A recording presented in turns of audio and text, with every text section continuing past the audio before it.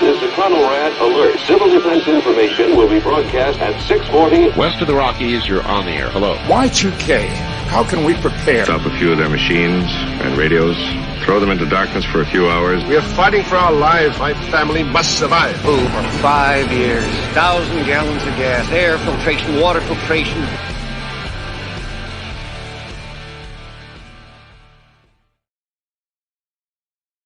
Coming at you from Southern Command, better known as Deliquents Gully, and the beauty that is West Tennessee. Streaming live on YouTube, Facebook, Twitter, Twitch, Rumble, and Odyssey. Welcome back to the workshop where we create community, find freedom, promote preparedness, and share success. I am Toolman Tim. Today is September the 28th, 2023. This is episode 372 of Workshop Radio. How the hell is everyone out there this evening? It has been a time. I am officially on day, what are we at? This is Wednesday, day 15 of a 36-day live stream. Road trip. Feels like a live stream. Just asked me if it's going to be on Rumble. I just realized I've been saying Rumble in my intro, but being on a laptop and a very small screen, it has become difficult to get the Rumble setup done ahead of time. So I apologize. Next time I go live, I will make sure I have Rumble. When I'm at home in the studio, I have this process step by step, bam, bam, bam, and I get it all done. When you're on a laptop with a single screen, everything becomes cramped, and there you go. So it will be there next time. All right. From there, but we are on all the other platforms. We're on 2 places in YouTube, Twitch, Twitter, Facebook, and all. Hey, Spags Unfiltered. What's up? What's up? What's up? We're going to see him at Midwest Preparedness Festival in Kansas, which I am excited for. Anyway, here we go. So first off, hey, Digger, did you get your present in the mail yet? Because it was sent out last week. I sent it from the post office in Louisville, Kentucky. We're going to start out with a segment called I Shit You Not. This is a little bit different, though, because I reached out to all our fellow delinquents on the workshop Telegram group where all the cool kids hang out. And I said, hey, what do you want me to talk about tonight? I got a bunch of things on the go, and I will share everything and anything you want to know. But I was asked, what in the world is up with Canadian Thanksgiving? And I'm like, well, what do you mean? Anyway, no, I'm just kidding. So for those who don't know, Canadian Thanksgiving is not the same as American Thanksgiving. So I had to look up some of the particulars because I just happen to know that our Thanksgiving is the second Monday in October every year.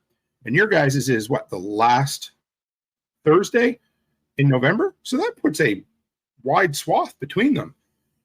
So what are the differences? Well, to be absolutely honest, on the surface, they are about the same. Number one, though, we don't have Black Friday immediately following our Thanksgiving. We have adopted Black Friday down here, which is great. Well, I guess, whatever you want to call it.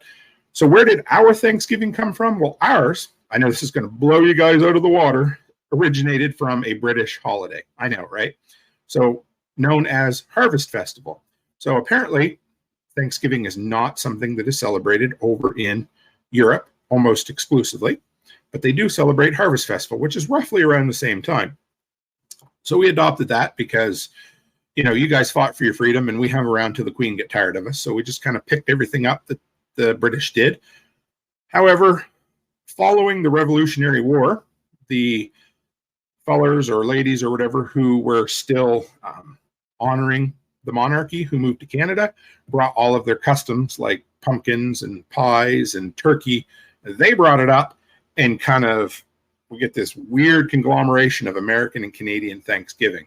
So really at this point, other than, of course, the history, American and Canadian Thanksgiving are the same, other than the dates. So funny story. I hope you guys enjoy this. Many years ago when I was working at the hardware store, we had this big crew of Texans who came up, and this is little old Nova Scotia, Canada. They were working on the windmills. And one day, this guy would always come in. And, you know, in Canada, traditionally, Canadians know most everything about the U.S., but it's not reciprocated because we grew up with American TV. Americans don't grow up with Canadian TV. No worries. Not a big deal. So this big old Texan one day, I look at him and I said, hey, when are you going to have the windmills done? And this was in September. And he said, oh, by Thanksgiving for sure. And I was like, wow, that's not bad. And I look at him with the straightest face in the world. And I say, wow, in October, you guys are going to be done really fast. And he says, what are you talking about? October for Thanksgiving? And I said, well, that's when Thanksgiving is. And he looks at me with this weird look. He says, no, dude. He says, Thanksgiving's in November. And without skipping a beat, I said, man, Thanksgiving in November, that has got to be the weirdest thing I have ever heard. And I don't know if the guy ever knew I was busting his balls or not, but it cracked me up. So there's that. So there, I hope you got your fill. That is your Canadian Heritage moment of the evening. I got a shout out. Hey, Hack My Homestead. Great to have you. Speak of our resident Russian Empire, Roman Empire historian, Sean Mills, and doing some great things with direct 12-volt solar. I got to shout out my 3 sponsors tonight right quick, guys, because I've been up and down on live streams while I've been in the middle of this epic road trip. So first off, remember my brother, Fortress K9, Joel Riles. Add him to your podcast ear holes in case you're looking to kind of fill up and get built up. Follow him. And you're like, but I'm not into dogs. That's cool. Joel is all about motivating the hell out of you, giving you a kick to the behind, and telling you like it is, all in a good way. Trust me. True Chicks Homestead, guys. Nate and Aaron. I was just there. They were nice enough to put on a delinquent get-together, a workshop get-together, and it was incredible. I don't know what else to say, but they put out things, product, and their time, more importantly, beyond what I could ever repay them for. So thank you guys for that. But give them a follow. Nate just launched his brand new ham radio business. I haven't opened my pop yet, but since we said ham radio, we will have a drink. TwoChicksHomestead.com. You can get all the information over there. And finally, I saw Amy Dingman in the Self-Reliance Festival live stream just a little earlier on. Don't forget to check her out. She's relaunching her podcast. I believe it's the first week in, when was that? First week in October, right around Canadian Thanksgiving. So there you go. And Chris Dixon, good to hear you. Hey, he said he enjoyed the shout out. Dude, I'm going to shout Chris out again because that man is building the life he wants to live. And I don't want to give away his joy, but he just did something huge in his life that if he wants to share it, he can. But all I can say is I'm proud. And it's 100% because he started building the life he wanted to live. So follow suit, folks. Look what you want to do. Set a goal, step by step, baby. How do you eat an airplane? If you don't know that story, it's okay. One piece at a time. There you go. And Chris, love hearing what fellow delinquents do, guys. Well, let's give you an update on this road trip. Like I said, this is day 15 of 36, so I'm getting close to the midway point. It has been busy. Where have I been so far? Well, you guys know I spent some time at the workshop Two Chicks Homestead get-together, which was great. Took a couple of days off in Louisville, Kentucky. Loved that as well. And then straight down to Saluda, North Carolina for what turns out to be basically a 4-day event, prepper camp. 2,000 people there. I filled most in, but lots of interviews. I believe it was 13. I got to check on my phone, but I have got a ton of cool content coming up. And I've mentioned it before, but I have been stockpiling really, really good half-hour to 45-minute in-person interviews this year. So I'm picking the best of the best. I'm going to have 12 or 13. I haven't decided yet. They're going to be highly polished, edited with a nice intro for each one. And I'm going to release them as a season next year. And I don't know how we're going to do it, but it's going to either be monthly or weekly. I'm guessing monthly. So if it's going to be monthly, it has to be 12. It's still going to be part of Workshop Radio, but it's going to be this kind of shareable, inspirational interviews, I guess. And we haven't exactly settled on a name yet, but so I've been getting some really great ones. And I told you all about that the other day. So after I left prepper camp, I stayed a night in Cookville, of all places, just basically to get my feet under me, because that was as far as I wanted to drive until it got really dark. I made it through the mountains, and I was happy with that, and ended up at the hauler for the day. Spent the day with Nicole and Tactical, which was awesome. we both needed a friend to just sit down and chat with. So that was, yeah, it was great for both of us. Drank a lot of coffee, ended up doing a surprise live stream on Community. So that was great as well. And then I headed to my secret enclave in Nashville. No, I took a couple of days of downtime, which is kind of what I try to do after each event. But as I was leaving Nicole's, I was not feeling great, just like under the weather. And there was a bug going around at Prepper Camp, which I assumed I got 48 hours, guys. I was down and out for 48 hours and then came back feeling just as good as ever. So I had some sort of bug, was not feeling good for 2 days, basically just slept and hung around and did very little, which sucks when you're on a road trip. But when you're on a road trip that's over a month long, you got to pace yourself. So I did it. I'm now south of Camden quite a ways. I got a hotel here. And for the next few days, we are going to be, Brian Alexovich from the Lots Project. We spent the day together today.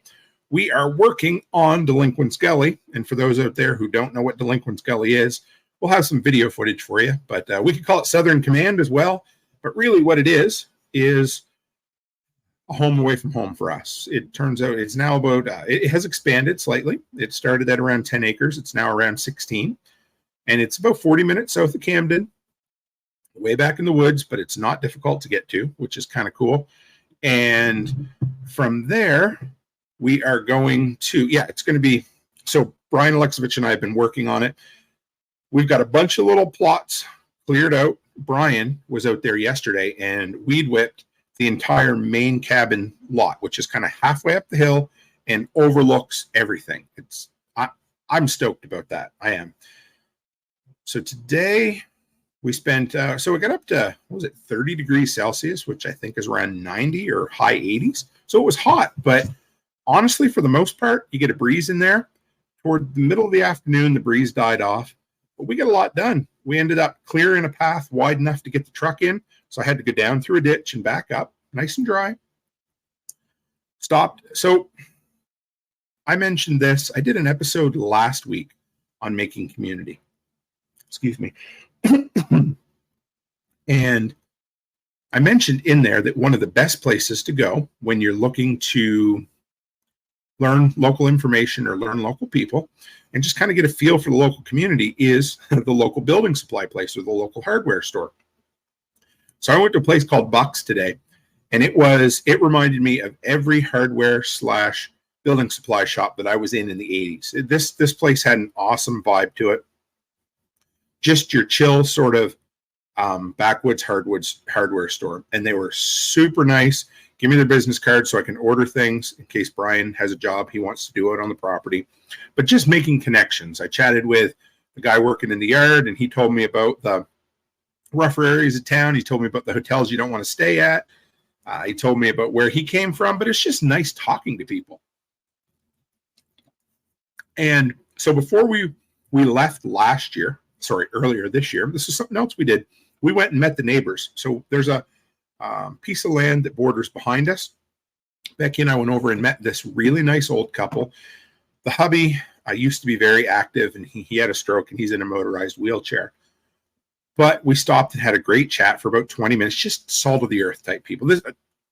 These are some pretty cool stories. Anyway, so I overshot my road today, and I went by their house, and he was out front in his wheelchair. So I just stopped in, and he remembered me, smiled, and said hello, and I shook his hand, and we talked or conversed for 10 minutes, and I went on my way. And that was cool. And then Brian had met my neighbor down in the it's not a holler, but wherever, down in Deliquents Gully.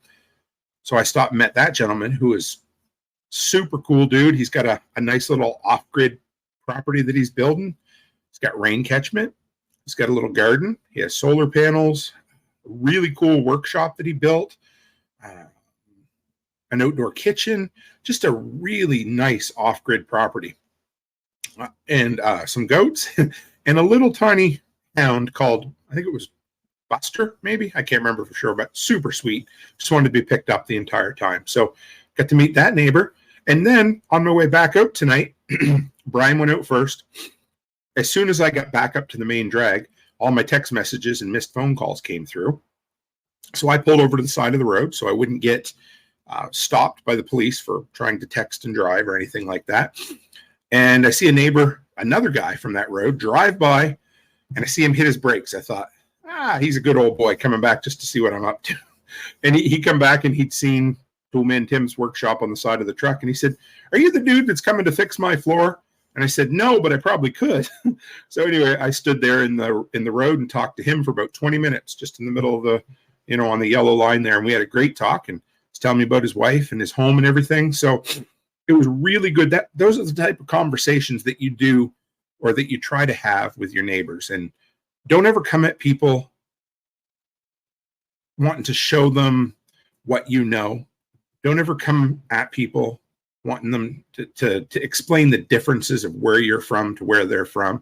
Just ask questions. Be genuinely curious with people, because to me, that's how I get to be friendly with people, because I enjoy people. Everybody's got a cool story.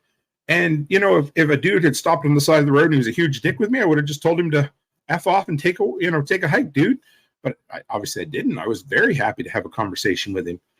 And one other funny story earlier today, when I was at the hardware store, the dude said, "Canada, what in the world are you doing down here?" And I said, "Well, we've got a lot of friends in the area, and we fell in love with Tennessee, and we really enjoyed it."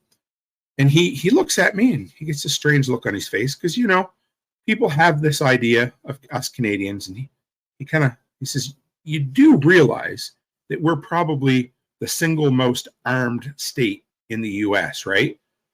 And without skipping a beat, I looked at him. I said, "Why do you think I wanted to move down here?" And he just took to laughing, and that was it. So, don't judge people. Hey, Liv, my oldest daughter's in there tonight. Oh, and I see Ted McDonald. Great to see you too, brother. But yes, good to see you, Liv. So yeah, that's the type of thing. Just have genuine human interactions with people. That's what it comes down to, guys. 100%. So beyond that, I drove out to a town. So I decided to explore a little bit. So I kind of went southwest of where I was today to Savannah, and had some southern fried chicken at a gas station chicken joint, which it looked like a chicken joint from outside. And then you go inside and it just looked like a convenience store. It was okay. It was good chicken. I've had just as good in many other places before. But it was a nice little drive out there. I crossed the Tennessee River. If you've never done that, it's beautiful. The bridges that cross it. I crossed it once last year when I was heading out of town to pick up some TVs for Nicole for Self-Reliance Festival. So I got to see that. That was beautiful. The deer, oh my goodness, are the deer ever small. And the deer I saw were not, fawns. These were full size. Yeah. Chris Dixon says, "Did you have 7-Eleven chicken in Tennessee?" Well, it was something like that. And Liv wants to know how my trip's going. It's going excellent, darling. It was good to have a couple of days to settle down and do as little as possible. So yeah, the deer. Oh my dear. Dad joke. Insert dad joke here. Shut up, Tim. Move on. But yeah, anyway, they are very tiny, which is fine. I think they're whitetails. I could be wrong. Somebody out there who knows this area just a little bit better than me, you can tell me, but they look more like whitetail than they do. Okay, there we go. And Sean, are they whitetail? They don't look like muley deer to me, but I could be wrong about that. One step closer said, "Stay away from the gas station sushi." Hey, we just had that conversation. I trust gas station sushi as much as I trust sushi from a Chinese buffet. Thank you, Byron. Whitetail, yeah. And he says, "We can kill 3 a day." Well, no wonder. I mean, there's about enough on them to make a sandwich out of it. So that's okay. They're cute, though. Really sweet looking little things. And I was looking at them. I'm like, I don't want to hit one, but if I do, there's as good a chance I'm going to drive over it as I am going to wreck the front end. So there is that, but you still don't want to hit deer if you can help it. I got a storage unit rented in the area, so that helps. That in a minute, it's going to lead me into what I'm going to show you guys on the live stream tonight. But yeah, so I started putting together my own toolbox, my own kind of tool system for south of the border. It's not as many as it's not fancy DeWalt gear. Let's just put it that way. But it is what it is. So anyway, got a storage locker, just a little 5x5, but it's going to be enough for me to leave all of my presentation gear down here so that I don't have to haul them north and south. I won't have to haul tools north and south. And it's just going to be our little stake until we build something till we get something secure and watertight on the property in Deliquents Gully. So that's been dealt with. Let's see, okay. So let's talk a bit about what Brian and I were up to today. We're going to record some stuff together while we're out there. Looks like we're going to be working the next 3 or 4 days. I think through the weekend anyway. So it's going to be pretty good. So we're working on building a shitter. I mentioned that. Thanks, Liv. She likes my hat. Appreciate it. We're building a composting outhouse, actually, which is great. It's going to be fairly close to the access of the property. So we're kind of trying to figure out where we can park all these vehicles for the workday, because it looks like a dozen or more people coming, which is absolutely awesome. And we're going to put you to work. We spent a lot of time walking the property today. It's on a hill, but what's nice about it is you kind of come up to a plateau in many places. So we walked up and down, got a feel for everything, got to see where Brian had cleaned off the main property completely, which was awesome. I say main property. When I say that, that's the flat area where the main building is going to go. And then we started working on cutting up some trees, hauling away some deadfall. We now have, I think, about a 95% clear path. I was going to say 95%, 100% clear path all the way up to the main property. So you get a couple switchbacks. The only issue, we got 2 issues we're going to clear up in the next little bit. We might do it on the workday. Is there's a stream that runs through one area. There is kind of a natural depression where dirt has gathered on top of some old trees or something. We've been using that, but we're going to make a permanent bridge across there, which is kind of cool. And then we have one other little spot where we went to the right of a tree and we decided we're going to make the path to the left, because to the right, there's just some little knolls and things that might make people a little more prone to rolling their ankles or stepping in a hole. So we're going to end up just moving that to the left, but that's it. So we can now very easily walk up to the main platform where our it's not even going to be a bunkhouse. It's going to be a full-on cottage house eventually. It's going to start with an 8x8, and we're going to go from there. So that's really exciting. And then Brian and I played in the water for a bunch. We were just going around, checking out the property, making plans, talking about what we're going to do for the workday and what we're going to get done this week. And we decided, when we were there before, Brian had kind of noticed that this stream ran all the time. And what we can figure is it's an underground spring that comes out of the hill somewhere there. Because our neighbor has been drinking the spring up the road from us for the last year, and he hasn't dropped over yet, so he's doing pretty good. So we just started picking rocks out of Brian started picking rocks out of the stream to start with. And so I started working my way up and threw rocks at him for a while. That was kind of fun, trying to hit him on purpose, but not really, make it feel like I didn't actually hit him. So we kept piling it in, and I don't know, I'd have to ask him, but I think we've got about 6 inches of water built up there. We probably a 4-inch difference between the lower side and the upper side. And then we dug out some as well. So we're going to keep working on, Chris says we should get it tested. There's no way I'm drinking it without getting it tested, and I probably still won't drink it per se. I mean, we will after it's been treated, but yeah, I ain't drinking that stuff without. That would be, I would say, against the first rule of survival by doing that. But yes, so we're going to get it tested for sure. But it's nice to have a buildup of water there that we, that's a step in the right direction, because water is, no, we won't be able to swim in it. But Brian and I were talking about that it would be something that we could probably, you could probably bend down your knees in it on a hot day and just kind of splash it around and cool yourself off just a little bit. And I made plenty of good dad jokes today as well. One step says, mix it with a bourbon to kill the microbes. Yeah, that's what we were thinking. So it's, I would say, 15 feet from where we built the dam to where we're going to build the bridge. So we're kind of looking at damming that up to kind of build up some water there, and then put an IBC tote up on the landing that's right near the bridge somewhere with a little solar pump, and that'll give us some stored water. Now, this is all, of course, none of this is going to happen tomorrow, but we do have some plans for tomorrow, so we'll talk about that a little bit. So the next thing is I went to the local hardware store, picked up 50 2x4 So tomorrow we are going to frame up the outhouse. So it'll be really good. We'll get as much as we can due in there, done tomorrow, framed up. We're gonna, I think Brian said we're gonna use a 30-gallon, I don't know, can't call it a bucket, a 30-gallon plastic barrel in there so that we're not hauling 5-gallon buckets out full of shavings. So in theory, what we want to have, hey, Homestead Medical, hey, Jake from Ravenwood Acres, great to have you guys. And we could get some life straws from Costco. Ted said that as well, and it would work for sure. So that's going to give us built up water. That's an issue. You need water. There will be some sun exposure, especially where our property is. So we're going to be able to get some solar up there eventually.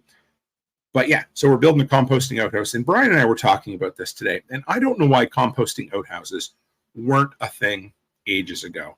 If you haven't looked into them, they're incredible. I mean, the missus used them and had no problem with them at all. I mean, they just don't stink. You go into your traditional outhouse, or heaven help you use one of those like pit toilets on the side of the highway in Alberta. Well, man, you might as well go in there and you think they killed a small kid in there because it is just awful. But I mean, it's just sawdust and human whatever, and it works so well. The work day, I think, Chuck, is the same day as your course, which I knew something was. It's the Thursday before Self-Reliance Festival. We're probably going to be down there a couple of days. Well, we will be down there a few days ahead of time. So thank you, Hack My Homestead. Sean knows. And yeah, I'm stoked. I can't believe all the people that want to come. We're putting together lists. So what it looks like it's going to be is path clearing, site clearing. I'm going to have enough material on hand, I believe, to build an 8x8 outbuilding.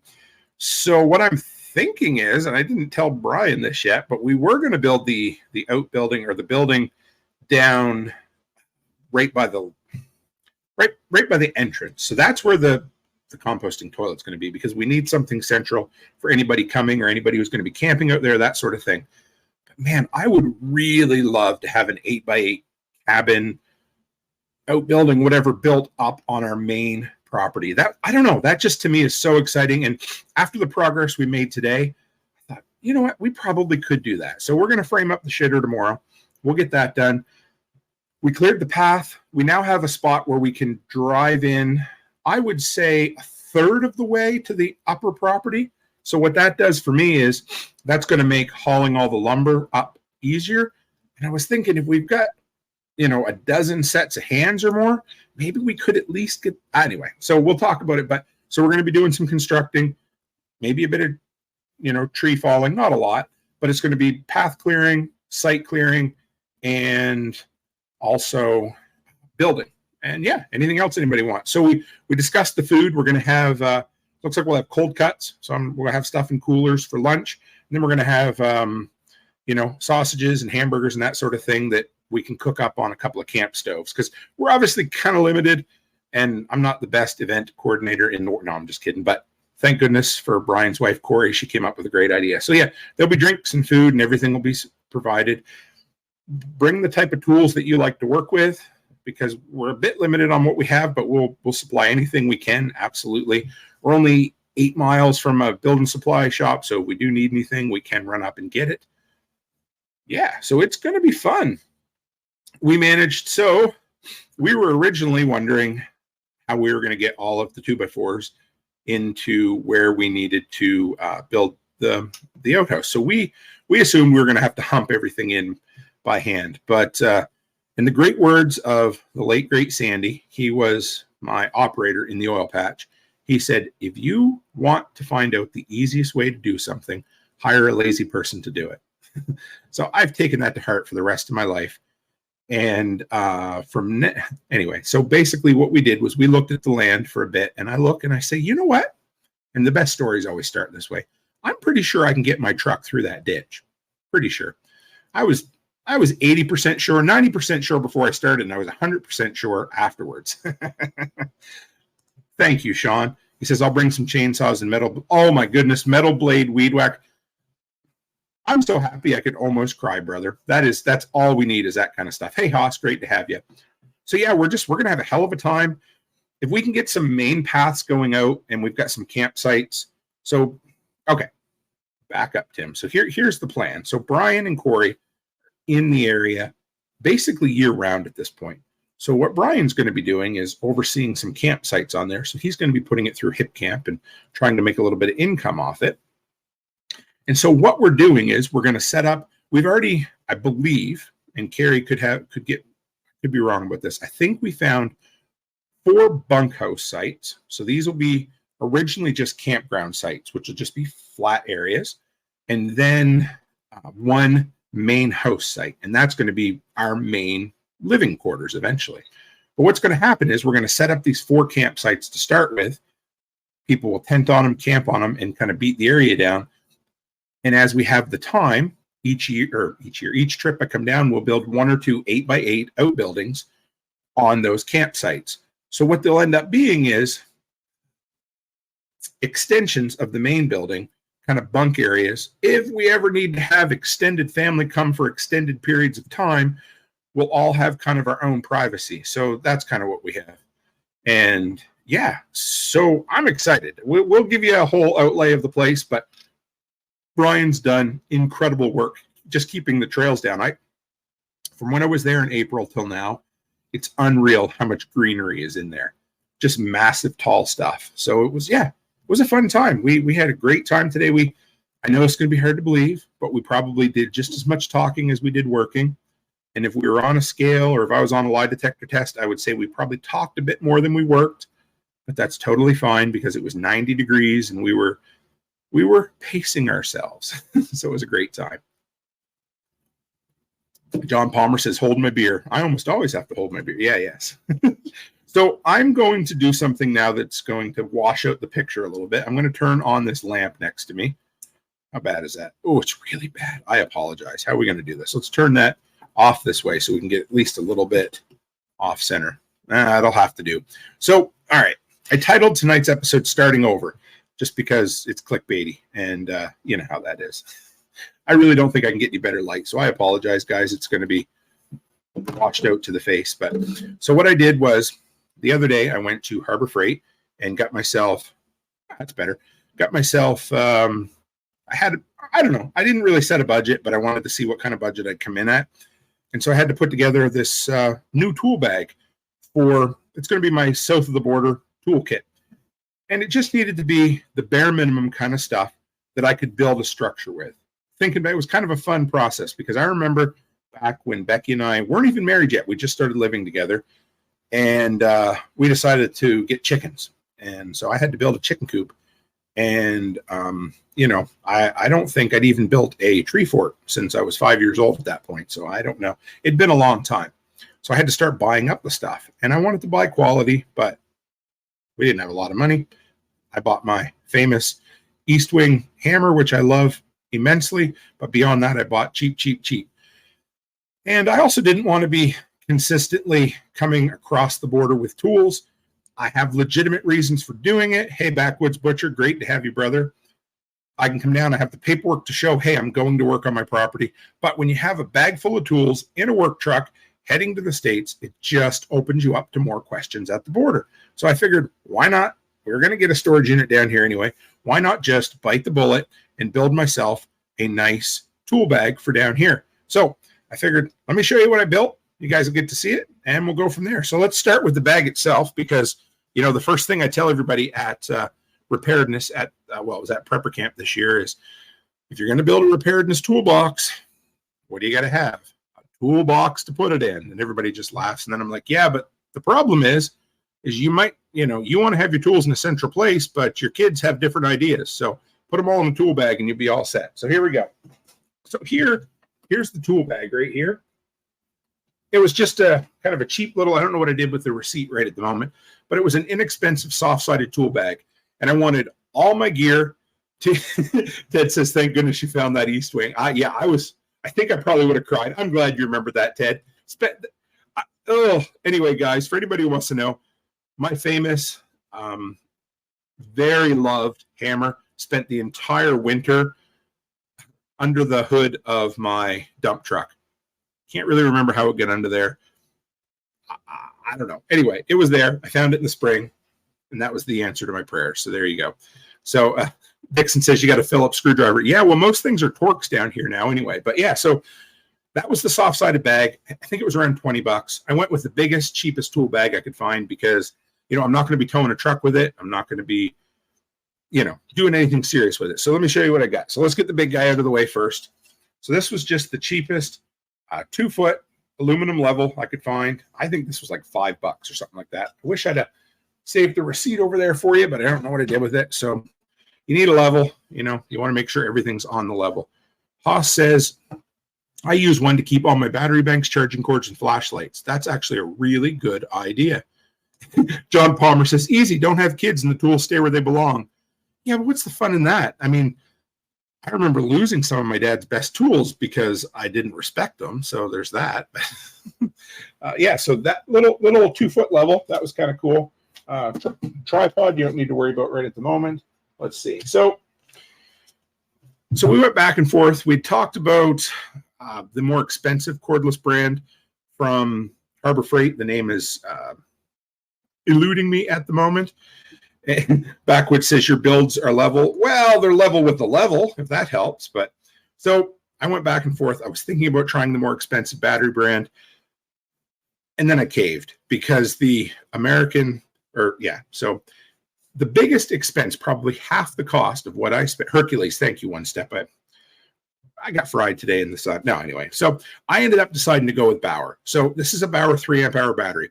The main reason I did that was so I can take the batteries back with me and use them on my Bauer tools that I already own. So it's nothing to throw the 2 batteries I bought into my truck and not worry about it. But I'm not going to take all of the cordless stuff back with me because, again, it'll attract attention. So I bought a 3-amp-hour. You'll see what that's for in a minute, but I have to work my way through. So if there was one splurge, I wouldn't say splurge, but I talked about this the other night. If there was one item I bought, Ravenwood says too much bourbon. One item I bought that I may or may not need, it's the one item that I thought, whatever. Anyway, 15-inch pry bar. I believe this was like $3 or $4. Nothing serious at all. But I love a pry bar. I find uses for pry bars all the time, and I couldn't justify buying a massive slot screwdriver, which is something I keep in my tool bag back home because it's a great pry bar and a decent improvised chisel as well. So we went with a cheap pry bar. Probably the tool that I use, not the most, but man, I use these a lot, and that's a carpenter square. So this combined with a circular saw can give you almost as good a cut as a table saw, at least for cross-cutting, one of those things. But if you clamp this down on the board or like this, is that right? No, like this. There we go. Clamp it and then put the shoe of the circular saw against it and push through while you're holding it. You're going to get a massively nice straight line. But this just speeds up your process for so many things that I had to have one. This was like $3, so not going to go wrong with that. The cordless stuff is what I ended up fighting with. So here's the smaller one, inch and a half, 1.5-amp-hour battery. This is going to be for the drill. This is going to be for the circular saw. We'll show you that a bit in a minute. I didn't want to skimp on a hammer, so I ended up buying the Opus.Pro brand. I like a 20-ounce hammer. I always have. I like a big striking face. The only thing I don't love is this is a traditional framing here. I think they call it traditional. It's got those dimples on it. I prefer a flat-headed hammer, but I'm not that professional, so I can put up with it. But this is very similar in design, build, and weight to my East Wing, and it wasn't that expensive. So this is the hammer I picked.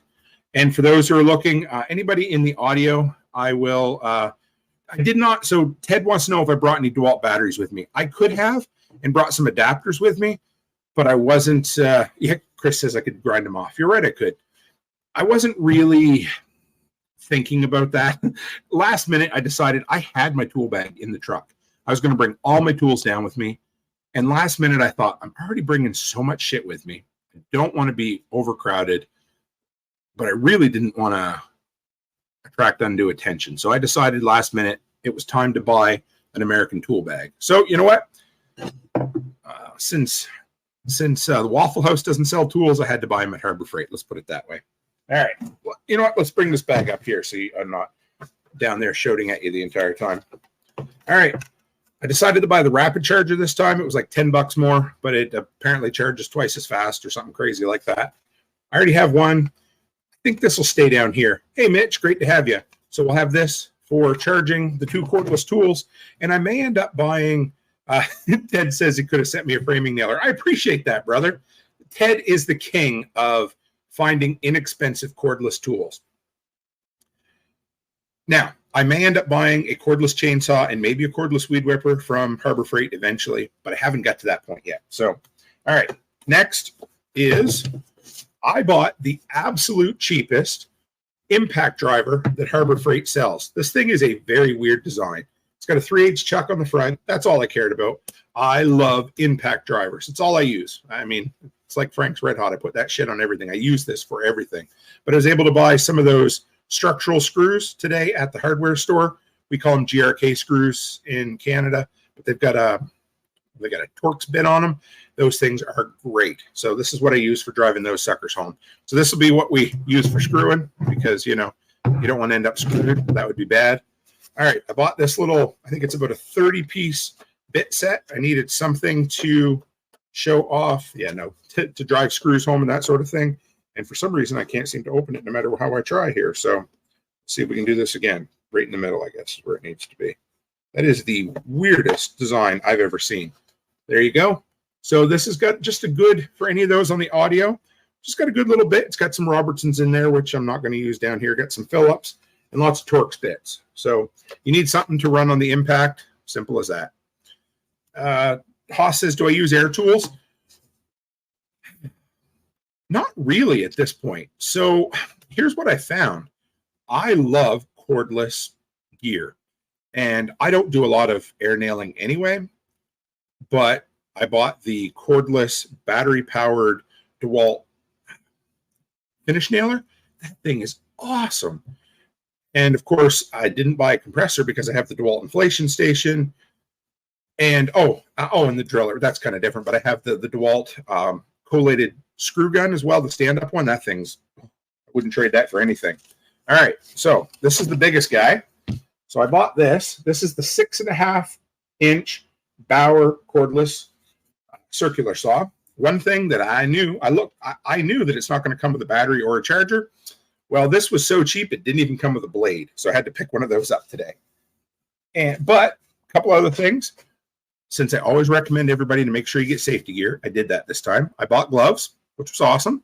I took them in the woods today and used them with Brian until I took them off and got a big splinter in my hand. So I'm an idiot. I also bought an inexpensive pair of safety glasses, $2 for smoke-colored safety glasses. That way, if something catches on fire, I won't be able to tell. Took me a while to find these. You guys might be able to find them in Harbor Freight easy enough, but I bought 4 carpenter's pencils for like 20 cents a piece. And 2 areas that I didn't want to skimp. I needed the utility knife. So I bought this Doyle. I think it was still only about $10, but it really reminded me of my Milwaukee Fastback, which I love. Hold it up so everybody can see it, guys. Tim. Anyway, so there it is. This was a little more money. I could have bought something. Chris said he thought I was going to say I lost my right glove already. It will disappear. Don't know why that happens. It just, it's always the right one, not the wrong one that I lose. So I don't understand. Anyway, so there it is. I love these. These are my favorite utility knives. I do need to pick up an extra pack of blades for it, but always good to have. Absolutely. And finally, one other area that I refuse to skimp on is a tape measure. I'm telling you, the only thing I hate worse than a cheap tape measure is a shopping cart with a wheel that pulls to the side. That's enough to make me want to throw the shopping cart through a produce display. I'm telling you, just like that. So anyway, I looked at what they had on hand. Their offerings weren't great at Harbor Freight. You'll see a video. I did a video on all this that I recorded it, the other night in the hotel, but I needed a 25-footer. I needed something with a decent standout, and I wanted something with a wide blade and a nice, fairly sturdy clip on the end. This is not that sturdy. I could bend it if I wanted to, but I ended up buying right here. This is, let's see if you can see that there, the Hercules Magnum 25, ultra wide. That really sounds like a condom, but it's not. This is a, yeah, definitely a tape measure. So there you go. It was, I needed something with some snap, but it's a nice tape measure. So that's what I needed. That was what I bought. That's it. So not too bad. Came in at $309 plus tax. If I'd have been smart about it, maybe I could have bought it up north and not paid tax on some of the stuff, but it doesn't matter. So it wasn't too bad. I'm happy. I now have an American tool bag that's gonna, spend probably 10 months of the year for the next little while in the storage locker. But you know what? It'll be there when I need it. So that makes me happy. And it's nice. I mean, do I have friends that I can borrow things from? Sure I do. But it's also nice to have your own shit too, if you know what I mean. They're big things or things that I might need to borrow on occasion. Yeah, that's great. But I don't want to be like, hey guys, it's me again. I need a whole tool bag. Plus, it gives me something to make content on, gives me something to bitch about, gives me something to talk about in the Telegram group, because Becky won't want to hear about all this new stuff. She'll just be like, how much should it cost? And what's the return on investment? And I'm like, dude, it was less than $1,000, and it won't take more than 12 years to pay itself back. So you're all set. But I do miss her quite a bit. It sure would be nice to see her on the road here before too long. What do we got coming right here? Hang on. And Dixon says, I'm going to want a 100-foot tape measure. A couple other things that we learned. Well, one main thing that Brian learned more than I did. So when we went down in April, I stopped at the local hardware store and I bought 3 different types of spray paint and 3 or 4 different types of surveyor's flagging tape. Well, I want to tell you something. Don't use yellow, at least not in Tennessee. 2 things. It almost went invisible just from the sun. And secondly, once all of the foliage comes in, it is impossible to see. So pink and or bright orange worked really well. Also, Brian had the smart idea, and I'm glad he thought of it now, to reach as high as he could on the tree and make marks. Because what we ended up finding was, in a lot of instances where we marked the trees, the fluorescent paint was too low down and it was blocked by all the other beautiful stuff. So Mitch says, next time you come through the Midwest, you should check out Menards. It's a staple here. I've never been in the Menards. So yeah, I always like to look at new stores. And you guys will be surprised, but I went to Savannah tonight and I drove by a Harbor Freight and I didn't stop in. I know, don't lose your collective ever-loving minds, but I just went down there to find somewhere interesting to eat supper, kind of explore the lay of the land, and then I wanted to get back in time to have a live stream. And it turned out I got back in time to have 2 live streams. So there was that. But Brian and I are going back out tomorrow. We're going to put the toilet together, and we'll go from there. We got to pick up a barrel somewhere, something if I can't find it, he'll be able to get one for us locally. Beyond that, I think we're going to work partway through the weekend and into next week. And I think Wednesday, I believe I'll be heading north to Kansas. So less than a week, I'm heading back to another event. That's going to be a wham bam thank you ma'am event, because I'm going to be leaving here on Wednesday or Thursday. No, not Thursday. Yeah, Wednesday. I'll be heading straight up to Kansas. The event runs, I'm just going to be there. I believe it's just Friday and Saturday. Then straight back down Sunday to be back down here in time for work day for Thursday. Got a couple things I have to do in the interim. And then Self-Reliance Festival, Friday, Saturday, Sunday, and then heading back north. I think I'm going to take one extra day, so it may end up being a 37-day road trip. I'm going to take a detour west into Montana to pick up all my mail, because there's been a shit ton of parcels show up at the mailbox there. Hey, beautiful Mrs. Cook. Where in Kansas? Perry, Kansas, John Palmer. That's where I think it's Perry. I'm pretty sure it is, guys. The Midwest Preparedness Project, the one that Spags and Tag and all them put on up there. It's going to be good. I had no idea, but I mean, Nicole's going to be there as well, and Chuck Peoples is going to be there. So it will be like Self-Reliance Festival North. One step closer says Perry Lake Midwest Preparedness Festival. Yeah, it's going to be a great time. And I think it officially starts on Tuesday. I don't know, sometime this week. So it's a long old event. But this will be event number 3 for me. I guess the work day is event number 4, and then Self-Reliance Festival will be event number 5. That'll be it. And I just can't stretch it out any longer than that. So then I got to head north, because it sure would be nice to get off the road before the snow starts flying. So it'll be a good time. So hope you guys enjoyed this episode tonight. I had a great time putting it together. It's been, I didn't expect to do a back-to-back with Self-Reliance, and completely forgot to even plug my own event after that. So it's going to be a good time. So what do you need to know? When am I going to be live again? No idea. Anyway, just kidding. But I don't really know.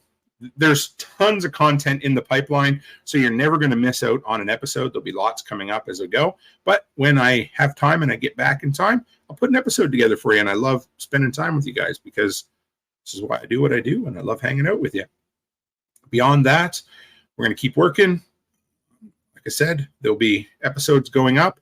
I'll try to, Brian and I will do a recording together at least at some point this week. And most importantly, anyway, if you're in the area and you want to come the Thursday before, I believe Sean said it was October 12th. I'm glad Sean knows because I have a really hard time remembering dates, but I believe it was, let's see, October 12th is the work day. And yeah, I can get you directions. It's really easy to get to. It's just basically 40 minutes exactly south of Camden, and then you turn right and we'll get you there. There'll be markers. We'll put balloons or I don't know what we'll put out, something anyway. Maybe a sign that says, welcome Delinquents. That would really get the neighbors all figured up, right? Fired up. Anyway, it'll be a great time. Love to see you there. We'll put you to work, show up with empty stomachs, open minds, and strong backs, or one of the three. We're going to build a bridge. We're going to clear land. We're going to clear paths. We're going to build an 8x8 building.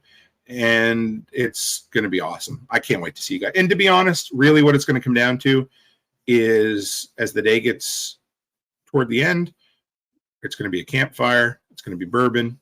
And what it really is going to be is fellowship amongst like-minded folk, because there's nothing more powerful than that.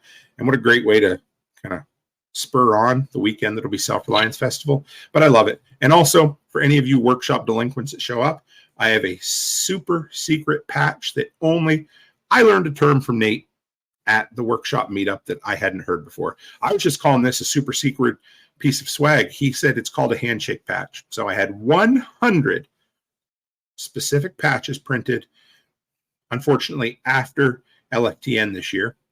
And you only get them when we shake hands and we have a conversation in person. So I have this container that had 100 in it. It's maybe got 30 left. So to me, at the end of the year, that empty plastic container is going to represent 100 members of the workshop community that I have met in person and had a substantial interaction with. And to me, what better way to build community or to have a tangible thing to look back on and say, look at all the cool people we've touched and been touched by. And that sounds really awkward and really weird. So, and don't worry, Kyle, we all have to live our lives. So don't ever feel like he says, I wish I could make it for that day. I'd love to have you there, brother, but we all have to do what we have to do. So guys, I appreciate you. I love you. It's a great night to have you on here. Thanks for sticking with me. And with that, as always, stay happy, stay healthy, and have a great week. Night, Mike. I see you just showed up there.